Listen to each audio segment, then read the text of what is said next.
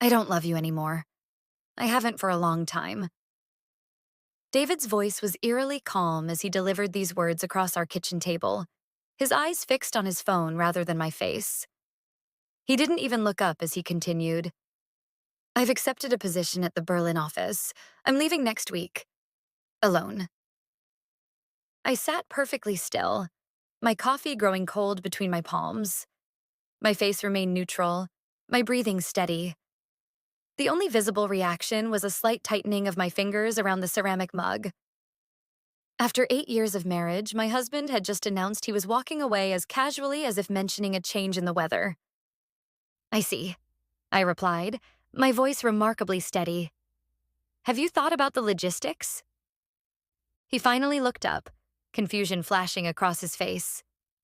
He'd expected tears, pleading, perhaps anger, anything but this composed response. Logistics? Yes, David.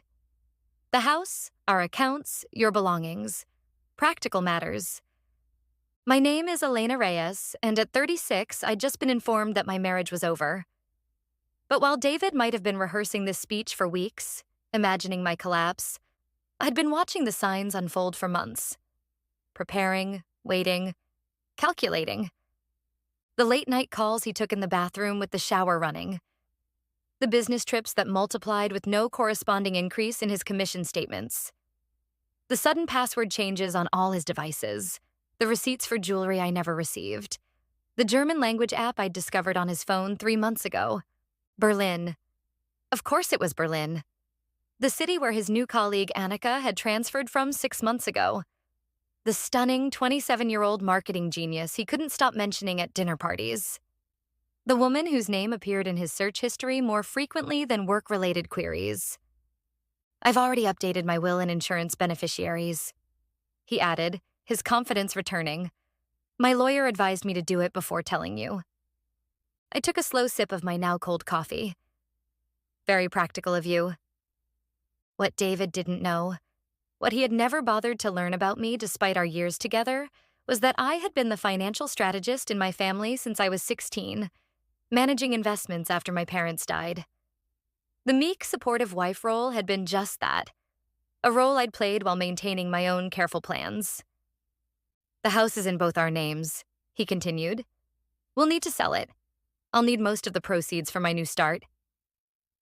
I simply nodded, not bothering to remind him that the house had been purchased primarily with my inheritance, a fact documented in records his lawyer apparently hadn't discovered.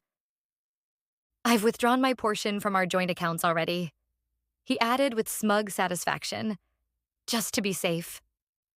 Our joint accounts, the ones that for the past 4 months I'd been systematically reducing, transferring most of our liquid assets to my private accounts after finding the first evidence of his affair.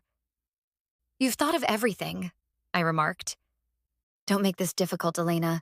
It's better for both of us this way. I smiled for the first time since he'd started speaking. I wouldn't dream of making anything difficult for you, David. The confusion returned to his face, but he brushed it off. Men like David always underestimated women like me. Women who watched, waited, and planned while being dismissed as emotional and reactive. He stood up, apparently satisfied with how the conversation had gone. I'm staying at the Marriott until I leave. I'll come by tomorrow to pick up some things. I nodded pleasantly. Safe travels. After he left, I didn't cry. I didn't scream. I didn't throw things. Instead, I opened my laptop and logged into my private email account. The one David knew nothing about. It's time, I wrote to my lawyer. He's made his move. I spent that evening in our home, my home as David would soon discover, organizing the evidence I'd been collecting. The hotel receipts matching his business trips. The credit card statements showing dinners and gifts for 2. The photographs sent by a colleague who'd spotted them together at a restaurant when David was supposedly in Chicago. Most importantly, I gathered the paperwork documenting the true ownership of our assets, the prenuptial agreement he'd signed but clearly forgotten about, and evidence of the funds he'd been siphoning from our joint account for months. Funds that belonged partly to my family's investment company, where he had been employed as a favor to me. My phone buzzed with a text from David. I'll come by around 10 tomorrow. Please have my blue suits ready. I didn't respond. Instead, I called my assistant at the investment firm, the company David mistakenly believed was merely where I helped out part-time. Michael, please implement Protocol B for the Berlin office effective immediately, I instructed. Already? He told you tonight? Yes, and he's cleaned out the joint accounts. There was a pause. His security access to the building has been revoked. Email and server access will be terminated within the hour. I'll alert the board as discussed. Thank you. And the apartment? The lease is secured in your name only, as requested. Your things have been moved in, and the security system has been upgraded. David had no idea that while he'd been planning his new life with Annika in Berlin, I'd been preparing too. The position he'd accepted at the Berlin office of our firm would be withdrawn by morning. The apartment he'd secretly leased there was now in my name, paid for with my private funds. The board of directors, several of whom were my late father's closest friends, had been quietly briefed on the evidence I'd gathered of David's financial improprieties. My phone buzzed again. Can you make sure my golf clubs are accessible too? Going to make time for golf in Berlin? I smiled at the irony. The golf clubs had been my anniversary gift to him last year, purchased with my money from the profits of the company he was now betraying. The morning brought David back to the house, keycard in hand, whistling as he walked through the door. His confidence evaporated when he found me sitting at the kitchen table with two men in suits. Good morning, David, I said pleasantly. This is Mr. Chambers, my lawyer, and Detective Reese. David froze, his keycard still in his hand. Detective? What's going on? Mr. Lipton? The detective began. We'd like to ask you a few questions about some financial irregularities at Reyes Investment Group. David's face drained of color. What? There must be some mistake. No mistake, I interrupted calmly. The board has been reviewing your transactions for the past 3 months. The ones you thought no one would notice because they were just Elena's family business. This is ridiculous, he sputtered. I'm the CFO. We're the CFO, my lawyer corrected. As of this morning, you've been terminated for cause. The board vote was unanimous. David's phone began ringing frantically. He pulled it out, staring at the screen in disbelief. My email, my access codes, they're not working. Company policy, I explained. Security protocols when an employee is terminated for financial misconduct. But Berlin, my position, has been withdrawn, I finished for him. And the apartment you leased at Unter den Linden? That lease is now in my name. His shock was almost comical. How did you know? I smiled. David, did you really think I was just the convenient wife who helped out at her family's company? The company where you were hired as a favor to me? I've been running Reyes Investment Group for the past decade. The detective cleared his throat. Mr. Lipton, we'll need you to come down to the station to answer some questions about the wire transfers to your personal account. This is a misunderstanding, David insisted, looking desperately at me. Elena, tell them this is just a misunderstanding. I tilted my head. Is it? The same kind of misunderstanding as taking Annika to Le Bernardin on our anniversary? Or perhaps like the diamond bracelet you purchased last month? The one you never gave me? His face confirmed everything. You've been spying on me? I've been protecting my interests, I corrected. Something you clearly thought I was incapable of doing. The detective took David's arm. Sir, we really need to go now. Wait, David pleaded. My things, my suits, my golf clubs, have all been seized as potential evidence, my lawyer explained. Standard procedure in cases of financial impropriety. As they led him toward the door, David looked back at me, seeing me clearly perhaps for the first time. You planned this, he whispered. All of it. No, David, I replied calmly. You planned this. I simply made sure you'd never forget me.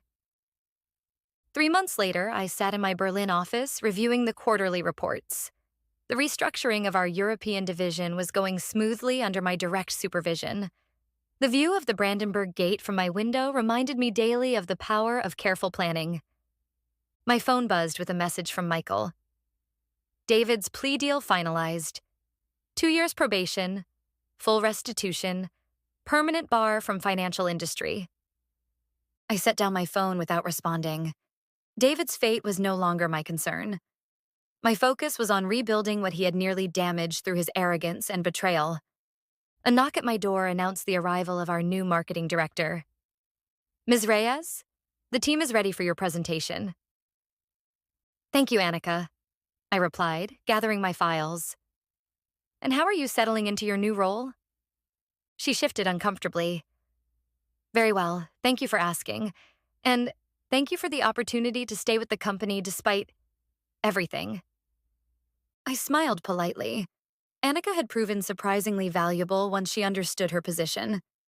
After discovering David's financial crimes and learning he had lied to her about being separated from his wife, she had volunteered damning information in exchange for keeping her job. Everyone deserves a second chance, I told her. Just not everyone deserves a third. As I walked into the conference room, heads turned and conversations hushed.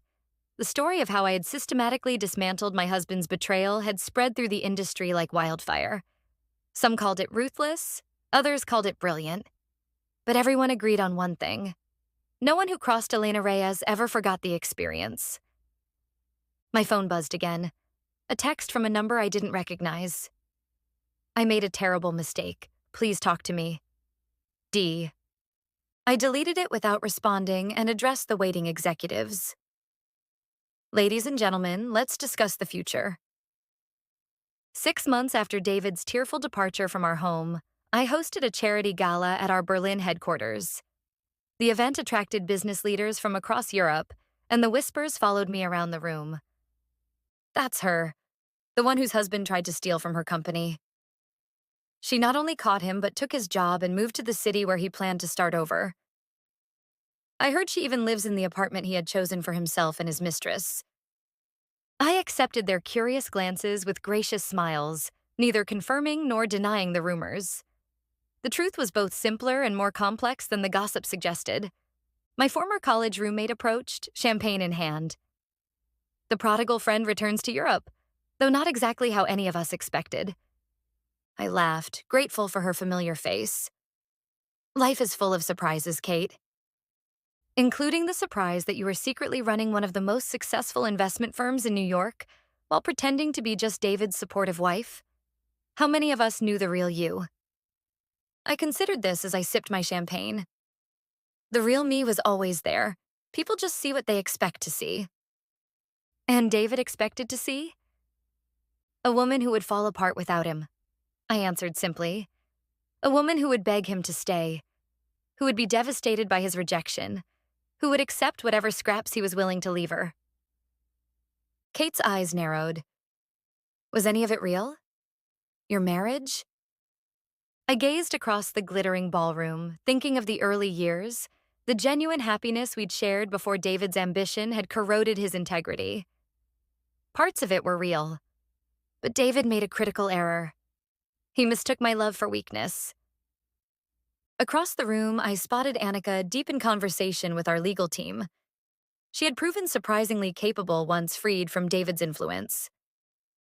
I'd kept her on not just for the information she provided, but because she was genuinely talented. And because every time David attempted to contact her, she forwarded his messages directly to me. Another set of eyes watching his desperate attempts to rebuild his life. After the gala, my driver took me back to my apartment, the one David had selected for his new life. I'd changed little about it, finding a certain symmetry in occupying the space he'd intended for his fresh start. His vision had become my reality. A year to the day after David had announced he didn't love me anymore, I received a hand-delivered letter at my office. His handwriting on the envelope brought back a flood of memories. Some good, some painful, all instructive. You've won, he wrote. I'm broken. My reputation is ruined, my career destroyed, I can't find work in finance anywhere. My savings are depleted by legal fees. I've had to move back with my parents at 42. Was all this really necessary? Couldn't you have just divorced me like a normal person? I didn't respond. David still didn't understand. This hadn't been about winning or revenge. It had been about consequences, about ensuring that the man who had dismissed me so casually would never make that mistake again. My assistant knocked on my door. Ms. Reyes, the board is requesting your presence for the vote on the Asian expansion. I tucked David's letter into my desk drawer. Thank you, Michael. Tell them I'll be right there. As I walked the halls of the company my father had founded, the company that David had viewed merely as a convenient stepping stone, I reflected on the past year. The restructuring of our European division under my leadership had yielded record profits. The Berlin office, once an underperforming satellite, was now our crown jewel. In the boardroom, chairs scraped back as I entered, the assembled directors rising in respect. These were men and women who had known me since childhood, who had watched me grow from a quiet, observant girl into the woman who had saved their company from betrayal from within. The vote is unanimous, the chairman announced. The Reyes Investment Group will proceed with the Asian expansion under your direct supervision. I accepted their congratulations with grace, but my mind was already moving forward, calculating the next steps, the next challenges. This was what David had never understood about me. My ability to build, rather than simply take, to create rather than merely acquire. That evening, I received another text from David's number. I saw the announcement about the Asian expansion. That was my project, my vision. You've stolen everything from me. I almost laughed at his continued delusion. The Asian expansion had been my father's dream, outlined in journals I'd found after his death. David had merely been the voice presenting my carefully crafted proposals to the board. Still doesn't get it, does he? Michael observed, noticing my expression as he delivered the final reports for the day. No, I agreed. He still thinks this was about him. 2 years after David's departure, I returned to New York for the first time. The city felt simultaneously familiar and foreign, like revisiting a book I'd once known by heart but had since outgrown. I walked past our old favorite restaurants, the park where we'd spent Sunday mornings, the jewelry store where he'd bought my engagement ring. Each location held memories, but they no longer carried the sting they once had. My phone buzzed with a message from Kate. Heard through the grapevine that David's finally got a job. Middle management at a small firm in New Jersey. He's apparently telling everyone he stepped back from high finance for his mental health. I smiled slightly. David was rebuilding, as I had known he would. His natural charm and connections would eventually open doors, even if they were smaller doors than he was accustomed to. That evening, I attended a financial industry awards dinner where Reyes Investment Group was being honored for innovation in international markets. As I approached the podium to accept the award, I scanned the audience out of habit and froze. David was there, sitting at a table near the back, watching me with an unreadable expression. I recovered quickly, delivering my prepared remarks with professional poise. But my mind was racing. Why was he here? What did he hope to accomplish? After the ceremony, as I chatted with colleagues, I sensed his approach before I saw him. Congratulations, Elena, he said quietly, standing just beyond the circle of my admirers. They parted like the Red Sea, everyone aware of the infamous story, eager to witness this unexpected reunion. Thank you, David, I replied, my voice cool but not unkind. He looked older, the past 2 years etched into lines around his eyes and mouth. His suit was well made but not bespoke like the ones he'd once favored. The confident swagger had been replaced by a careful dignity. Could we speak privately? He asked. I considered refusing. There was nothing he could say that would change what had happened between us. But curiosity, the same quality that had helped me anticipate his betrayal, won out. Briefly, I agreed. We moved to a quiet corner of the ballroom, conscious of the eyes following our movement. You look well, he began awkwardly. Berlin obviously agrees with you. It does, I confirmed. Your new position, middle management, is it? I hope it's satisfying. He flinched but nodded. It's a start. Not where I expected to be at this point in my life, but I'm grateful for the opportunity. I waited, knowing there was more. I've had a lot of time to think, he continued, about us, about what happened, about my mistakes. And what conclusions have you reached?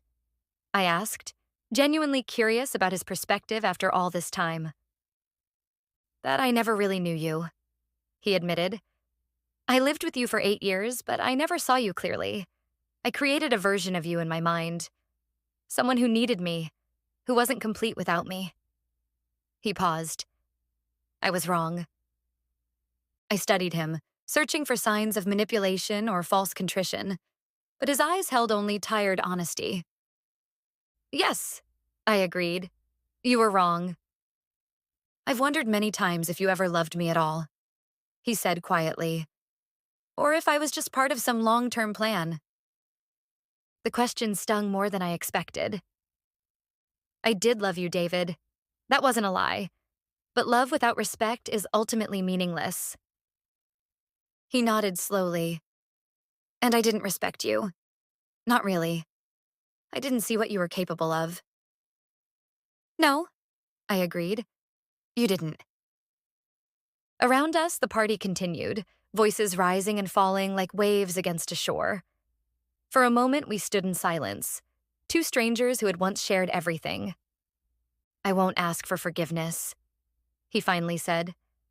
I know better than that now. But I wanted you to know that I understand what I lost. Not just the position or the money or the lifestyle, but you. The real you, not the version I created. I felt an unexpected tightness in my throat. Thank you for saying that. He looked at me one last time, memorizing my face. You once told me you'd make sure I never forgot you. Mission accomplished, Elena. As he turned to leave, I called after him. David. He paused, looking back. We're opening a new office in Toronto next year. They need someone with experience in North American markets. The position reports directly to Michael, not to me. I handed him a business card. If you're interested, send your resume to this address. Confusion crossed his face. After everything, why would you offer me that? I smiled slightly. Because unlike you, I never underestimate people's capacity for growth. Even yours. 3 years after David had told me he didn't love me anymore, I stood in my Toronto office, watching snow fall over the city skyline. The expansion was proceeding ahead of schedule, the team working with unexpected efficiency under their new regional director. My phone buzzed with a message from Michael. David's quarterly numbers are impressive. The Toronto team has exceeded projections by 15%. I set down my phone without responding. David's professional redemption was no longer my primary concern, though I monitored his performance as I would any executive in my company. We maintained a strictly professional relationship, our personal history acknowledged but not discussed. He had proven himself capable, dedicated, and, most surprisingly, humble. The arrogance that had been his downfall had been tempered by failure and hard-won self-awareness. At company functions, we exchanged polite conversation, each of us careful to maintain appropriate boundaries. Colleagues who didn't know our history would never have guessed the complex path that had led us to this careful detente. My personal life had evolved as well. I divided my time between Berlin and New York, with occasional visits to our growing network of international offices. I had begun dating again, cautiously, selectively. My experiences with David having taught me to look beyond charm and confidence to the character beneath. As I prepared to leave for the day, my assistant announced a visitor. Ms. Reyes, Mr. Lipton is here with the Toronto Quarterly reports. He says it's urgent. I nodded, straightening my desk. Send him in. David entered, still handsome but more thoughtful in his bearing than the man who had so casually discarded our marriage. Elena, thank you for seeing me. The reports couldn't wait until tomorrow's video conference? I asked, curious about his real purpose. The reports are just an excuse, he admitted. I wanted to tell you in person. I've been offered the CEO position at Bradbury Financial. I raised an eyebrow, impressed despite myself. Bradbury was a respected mid-sized firm with potential for growth. Congratulations. When do you start? I haven't accepted yet. He placed an envelope on my desk. This is my formal resignation, effective in 30 days if that's the path I choose. Why wouldn't you choose it? I asked. It's a good opportunity. He studied me for a long moment. Because I've learned that opportunities aren't always what they appear to be. And because I finally found something I thought I'd lost forever, my integrity. I wouldn't feel right leaving without ensuring a smooth transition for the Toronto office. I nodded, acknowledging the growth this statement represented. The team you've built is strong. They'll miss your leadership, but they'll continue to thrive. Thank you, he said quietly. For the second chance. Not many people would have offered that after what I did. Not many people would have learned from it the way you have. I replied honestly. He turned to leave, then paused at the door. You once said you'd make sure I'd never forget you. You were right, but not in the way either of us expected. As I watched him walk away, I reflected on our journey, from love to betrayal to professional respect. David had learned the hard way not to underestimate me, not to mistake kindness for weakness or love for dependence. And I had learned that true power wasn't in revenge or retribution, but in reconstruction. In building something stronger from the wreckage of what was broken. When David had told me he didn't love me anymore, he'd thought he was ending our story. Instead, he had merely turned the page to a new chapter, one where I defined the narrative on my own terms. He would indeed never forget me, not as the wife he'd dismissed, but as the woman who had risen from the ashes of his betrayal to build something greater than either of us had imagined. That was the legacy of his rejection. Not the destruction he'd intended, but the creation it had inadvertently inspired.